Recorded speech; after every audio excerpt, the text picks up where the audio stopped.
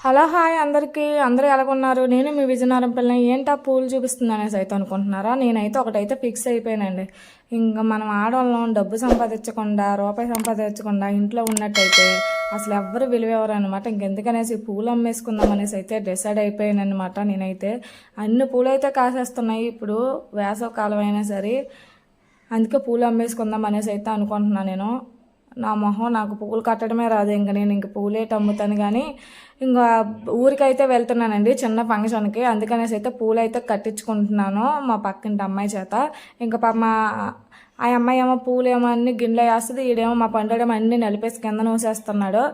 బాగా నలిపేశాడు పూలు. ఇంకా నేనైతే అన్ని ఎలాగోలాగా నా వైపు అయితే తిప్పుకుంటున్నాను అనమాట. ఎందుకంటే ఇలా పూలు పెట్టేసి ఇవ్వరా అనేసి చెప్తున్నాను వాడికి. లేకపోతే అస్సలు ఆ పూలు అనేది నలిపేస్తున్నాడు. అందుకనేసి వాడికి అయితే అలా నేర్పిస్తున్నాను పూలు అలా పెట్టాలని. మీకు కనుక వీడియో నచ్చినట్టయితే లైక్ చేయండి, షేర్ చేయండి, సబ్స్క్రైబ్ చేయండి.